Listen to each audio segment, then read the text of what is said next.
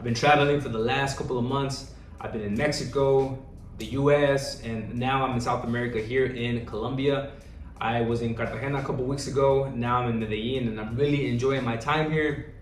And in this video, I want to talk about some of the best hacks that you can have for traveling, especially with your software. What's the best software that you can use when you're traveling abroad and that can help you tremendously with making it easier, becoming more efficient, making sure that you're taking track of your money, everything is going smooth and according to plan. What you don't want to be is that scrub that is not prepared. Like, he gets hit with data roaming charges, he gets hit with all these different type of fees because he's not ready and he's not prepared. So you don't want to be that person. You're gonna feel when you're away from home, it makes it a lot more difficult to get the things that you need. You're not in the States anymore. You're not wherever you're located. You're not you're not in your country anymore. So you don't have access to those things as fast as you used to. So you want to make sure that before you leave abroad, especially if you're going for extended periods of time, that you're prepared and you're ready. So the very first app that you need is Uber. You want to start getting used to using Uber for everything, for your traveling, anywhere that you're going. Uber is the best app that you can use for transportation. The reason why is because it's easy to use, it's very safe and reliable. You can see who's on the app, you have ratings, reviews. Also, if you lose an item, it's gonna happen at some point. Like, I lost my backpack when I was in Mexico and I had my camera in there, man. My camera was like around $6,000 and my computer as well. So there was like a total of $10,000 in there, and my passport, now that I remember it. And I lost my passport. And luckily, like on the app, I was able to see who was my driver. I was able to contact them and Uber, and I was able to get my things back in a day. So Uber is very helpful. If you compare that to a taxi, the thing about taxis is that you don't know who the taxi is. This guy can take your stuff and you're never gonna know about it again. He might say that he lost it or there's nothing in the car, and it's not reliable. If the driver with Uber tries to pull a fast one, or maybe they do have the thing, like maybe they do have your items but they don't want to return them, Uber can cancel their entire career with the application. Like, they can't work anymore with the application if they have the items and they don't return them. So Uber, very important for transportation. The second thing is Airbnb. Airbnb is very helpful because, again, you can see the reviews, you can read what these places have. It's very easy to work with Uber. You can pay with your credit card. So there's any issues, you can always get with your credit card as well. And in my experience, it just makes it easy. One of the hacks that I like to use is try to get your Airbnb for at least a month, and you usually get discounts if you stay longer than a month. So that's one of my favorite apps to use. Occasionally, what you could do is, if you start getting cool with like the people that you're staying with, you can ask to negotiate directly with them and get get Airbnb out of the way, and you can find a better deal. That's what I did in Mexico, because I was, like, I'm Mexican as well. And when I was living in Mexico, I made really good friends, and I was just asking them directly, hey man, like, how much do you charge me to just rent the room and pay you directly? For me, it was just a lot easier to do it that way, but Airbnb is still very helpful. I still use it, especially when I'm traveling abroad, so I can have that extra peace of mind. The next app is Rappy. Rappy is, I don't think it's popular in the United States. In the United States, it would be the comparison to Uber Eats. But in Mexico, any Latin American country, you can use Rappy. And Rappy is just a service where they'll deliver any item that you need. So if you want ice, if you want toilet paper, paper towels, food, anything that you might need, you can get it through Rappy. So Rappy has been very helpful for me, especially when it comes to water and just like essentials that you need at home. Rappy brings it to you, they'll deliver it straight to your door, and in most cases it's pretty cheap. It makes life so much easier, man. You can even get alcohol if you need it. If you want to get some beer, or if you want to get a bottle, you can always order it through Rappy as well. And the next app is some type of password vault, where you can quickly access your passwords online. You can also access maybe credit cards, and everything is in a secure vault. I can also generate some high quality passwords as well. Is Nordpass. Nordpass has been very helpful. It's like a vault where you can store all your passwords, your credit cards, any type of secure information, you can put it into Nordpass, and you can have that peace of mind that all of it's encrypted, all of it's secure and protected. This is a huge hack because whenever you're traveling, you want to have access to your passports, you want to have access to your credit cards, you want to have access to all this sensitive information that you can't just simply have on your phone, or you can't just simply put on a notepad, because if there's a breach on your phone or your computer, you're gonna have some big problems. You're gonna use your credit cards, you can steal your identity, and having a vault like this is just gonna be very helpful. It's gonna make everything so much more convenient, and again, it's gonna give you that peace of mind. The next thing is a VPN. VPN is just a virtual private network, and you can think about a VPN like it's like a condom for you to go into the internet. That's as simple as I could put it.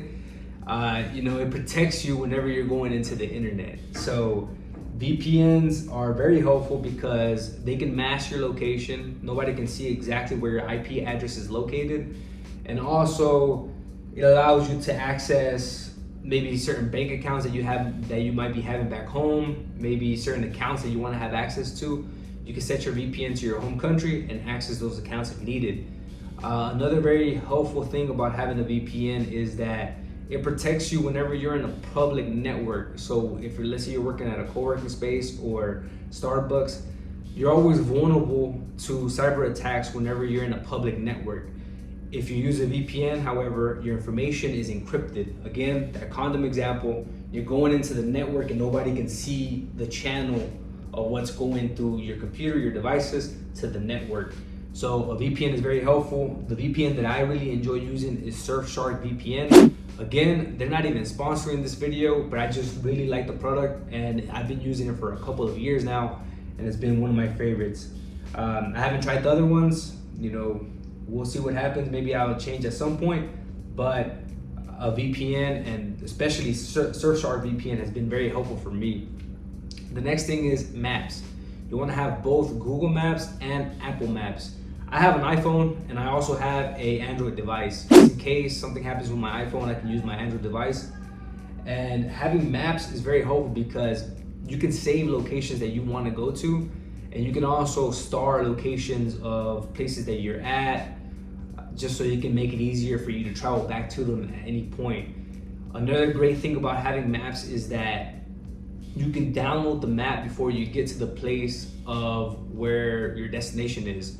So let's say, for example, right now I'm in Medellin. Before I got to Medellin, I went on Google Maps. Very easy. You can YouTube this. I'm not gonna go into all the boring technical details of how to use this. But if you go into the application, you can download the location of where you're going to. In case you lose any signal, you can always check out your offline maps, and you can navigate through the city very efficiently. So it's very helpful, especially when you lose connection. You can still have access to those maps and get to where you need to get to.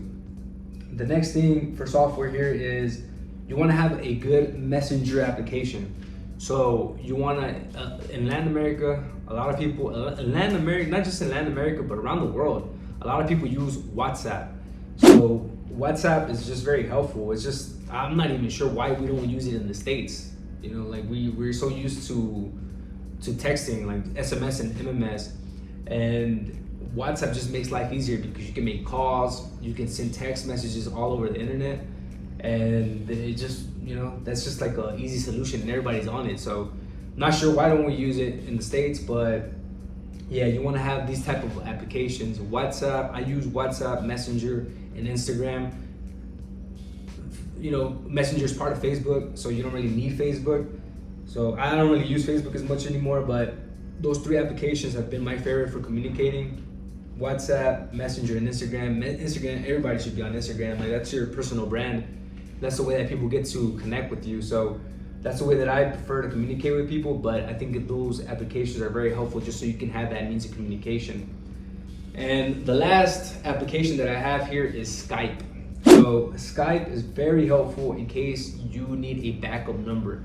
Let's say you have a business, or you want to make calls with a different number. You can get a Skype account and get a different number from your city. You can get it anywhere in the States. You can get it anywhere around the world as well. I know the pricing changes whenever you're either domestic or global, but Skype is just very helpful in case you need a backup phone. Occasionally I've had to use it when, let's say I have to make a call, or for some reason my American number is not working and I can't communicate back to the States. I use Skype, and a lot of times it lets me go through pretty easily, and I can make the call and talk to whoever I need to talk to. So Skype is just a very helpful tool, so you can have a backup number in case you need it. In the future, I'm going to be talking about different phone lines, different hardware that's very helpful when you're abroad as well. But for now, I just wanted to make this one pretty simple video, best software that I like to use. In case you're traveling abroad, you're prepared, you're not that scrub that's lost and doesn't know what's going on. You know exactly what you need. One more app that I forgot is Google Sheets. Google Sheets is perfect for recording anything that you need. You can put your workouts on it. You can put, you can track your goals, your habits. You can track whatever you want on Google Sheets. It's one of the best productivity tools out there. Very simple to use, but very powerful. So Google Sheets, I cannot leave that one out. That's the last one I want to mention. And yeah, guys, let me know what you think. Is there any applications that you like to use while you're traveling abroad and trying to stay productive? Drop it down in the comments. If you're new to my channel, make sure to hit that subscribe button. Also, give us a like. I'll catch you all in the next video. Stay strong, stay relentless, and keep on conquering. Peace.